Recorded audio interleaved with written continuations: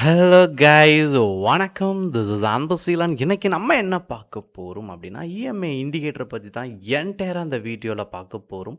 பிகினராக இருக்கிறீங்க அப்படின்னா ஸ்கிப் பண்ணாமல் எண்டு வரைக்கும் இந்த வீடியோவை பாருங்கள். இண்டிகேட்டர் அப்படின்னு நீங்கள் எடுத்துக்கிட்டீங்க அப்படின்னா முக்கியமானது டைம் ஃப்ரேம். உங்களுக்குன்னு ஒரு 3 months எக்ஸ்பீரியன்ஸில் உங்களுக்குன்னு ஒரு டைம் ஃப்ரேம் இருக்கும். அந்த டைம் ஃப்ரேம்லேயே நீங்கள் ப்ராக்டிஸ் பண்ணுங்கள். ஓகேங்களா? ஃபர்ஸ்ட் நீங்கள் ஸ்கேல்பிங் பண்ணுறீங்க அப்படின்னா இந்த இண்டிகேட்டரை பொறுத்த மட்டும் 3 minutes டைம் ஃப்ரேம் யூஸ் பண்ணுங்கள். இன்ட்ராடே பண்ணுறீங்க அப்படின்னா ஸ்கேல்பிங்னா நீங்கள் வந்து 3 to 5 minutesஸை க்ளோஸ் பண்ணிடணும்.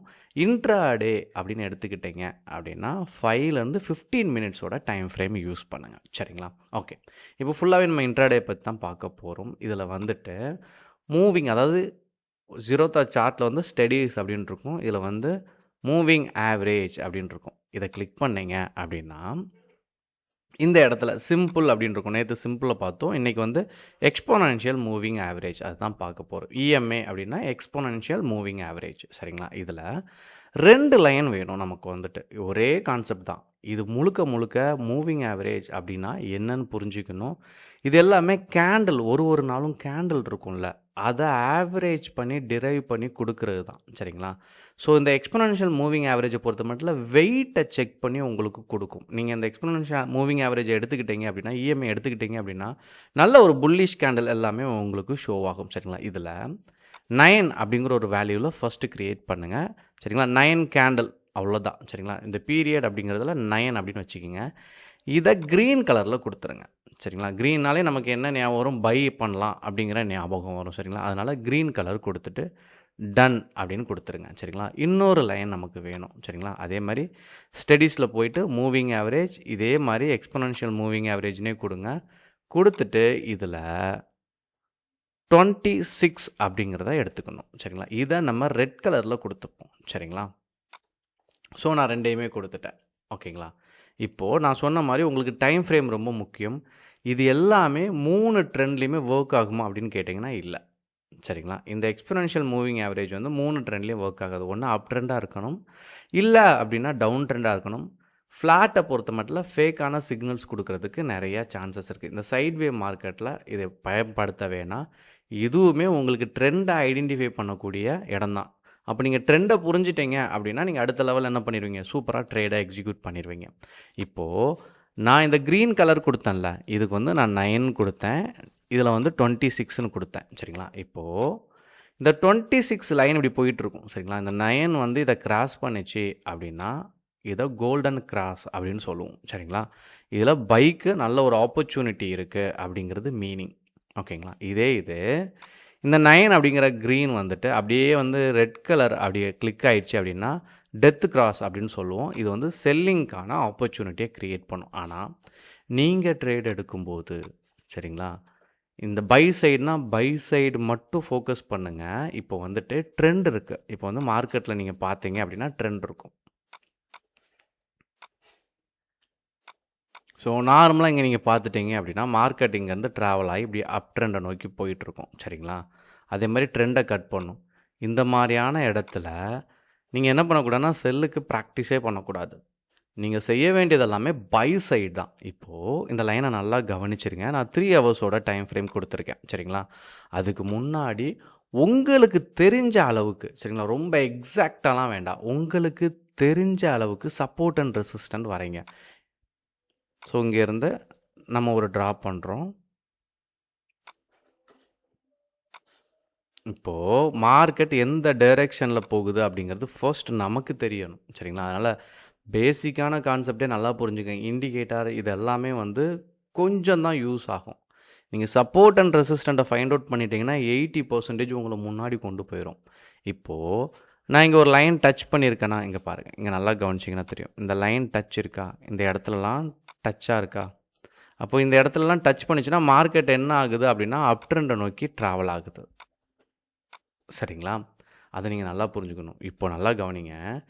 இங்கே இருந்து அப்படியே டவுன் ட்ரெண்டாக போயிட்டு இருந்த மார்க்கெட்டை இந்த க்ரீன் கலர் நான் சொன்னேன்ல கோல்டன் கிராஸ், இந்த க்ரீன் கலர் ஒரு பிரேக் கொடுத்தோன்னே எப்படி ட்ராவல் ஆகுது பாருங்கள். அப்படியே அப் ட்ரெண்டுக்கு ட்ராவல் ஆகிடுச்சு. அப்போ ட்ரெண்டு நமக்கு தெரிஞ்சிடுச்சு. இப்போ இது என்னவா இருக்குது? அப் ட்ரெண்ட் இருக்குது. அப்படியே என்ன பண்ணுங்க அப்படின்னா 3 ஹவர்ஸோட டைம் ஃப்ரேம் கொடுங்க. ஒரு நாளைக்கு 3 கேண்டில் தான் வரும். சரிங்களா? ரொம்ப கேண்டில்லாம் இருக்காது. 6.25 மணி நேரம் தானே மார்க்கெட் ஹவர். இப்போது இந்த லைன் என்ன ஆகுது அப்படின்னா எப்போல்லாம் இந்த 3 ஹவர்ஸ் கேண்டிலில் சரிங்களா ஒரு நாளைக்கு 3 கேண்டில் தான் வரும். இந்த க்ரீன் கலர் மேலே இருக்கோ ஃபஸ்ட்டு 3 ஹவர்ஸை பிரேக் பண்ணச்ச நீங்கள் என்ன பண்ணலாம், என்ட்ரி கொடுக்கலாம். இங்கே நல்லா கவனிங்க. இது க்ரீன் கலர் போயிட்டு நமக்கும் தெரியும், என்ன தெரியும், இந்த லைன் நம்ம சப்போர்ட் அண்ட் ரெசிஸ்டன்ட் லைன் வரைஞ்சிருக்கோம், அதுலேருந்து ட்ராவல் ஆகுது.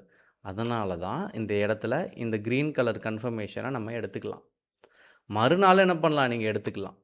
ஸோ இந்த ட்ரெண்ட் ரொம்ப முக்கியம். நம்ம கண்டுபிடிச்ச ட்ரெண்டும் ரொம்ப முக்கியம். சரிங்களா? அதே போல் தான் இந்த க்ரீன் கலர் என்ன இருக்குது, டச் பண்ணி திரும்ப அகெயின் மேலே வந்திருக்கு. இங்கே பாருங்கள், ஃபஸ்ட்டு 3 ஹவர்ஸ் பிரேக் பண்ணும்போது உங்களுக்கு என்ன இருக்குது, ஒரு சின்ன லெவலில் ஒரு ஸ்கேல்பிங்கான ட்ரேடிங்க்கு பர்ஃபெக்டாக இருக்கும். சரிங்களா? அப்போது ஃபுல்லாக பயன்படுத்தக்கூடாது.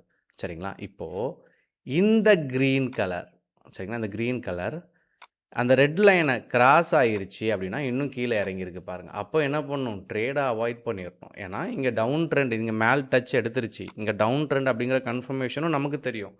ஆனால் இந்த ஸ்டாக்கே என்ன ஸ்டாக்கு, அப் ட்ரெண்ட் ஸ்டாக்கு, டேயில் நம்ம கன்ஃபர்மேஷன் வாங்கியிருக்கோம். அதனால் செல்லுக்கு ப்ராக்டிஸே பண்ணாதீங்க. நீங்கள் செல்லுக்கு அப்படியே நீங்கள் 3 ஹவர்ஸ் கேண்டில் நீங்கள் எடுத்திருந்தீங்க சரிங்களா, நம்ம செல்லுக்கு தான் நம்ம எடுக்கிறோம். சரிங்களா? ஃபர்ஸ்ட் டைம் 9:15 இதை எடுத்தாலுமே சரிங்களா, இந்த கேண்டில் 3 ஹவர், இதை பிரேக் அவுட் பண்ணணும், ஒரு ஸ்கேல்பிங் இருக்குது. இது 3 ஹவர், இதை பிரேக் அவுட் பண்ணணும், ஒரு ஸ்கேல்பிங் இருக்குது. ஆனால் இந்த மாதிரி ரெசிஸ்டன்ட், அதாவது சப்போர்ட் லைனில் ஒரு ஷேடோ அடிச்சிருக்கா, இந்த ஷேடோக்குள்ளே வந்தாலே ட்ரேட் எடுக்கக்கூடாது. அதே மாதிரி இந்த ஷேடோக்குள்ளே போச்சு அப்படின்னா ட்ரேட் எடுக்கக்கூடாது. இந்த மாதிரி உங்களுக்கு ப்ராஃபிட் கொடுத்தாலும் வேணாம். சரிங்களா? இனிஷியல் டைமில் இதை நீங்கள் அவாய்ட் பண்ணுறது நல்லது. கொஞ்சம் எக்ஸ்பீரியன்ஸ் ஆன பிறகு ட்ரேடை எக்ஸிக்யூட் பண்ணுங்கள்.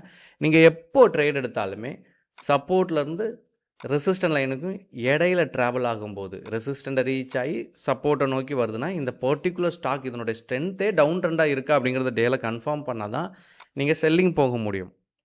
இல்லை அப்படின்னா நீங்கள் பை தான் பண்ண முடியும். சரிங்களா?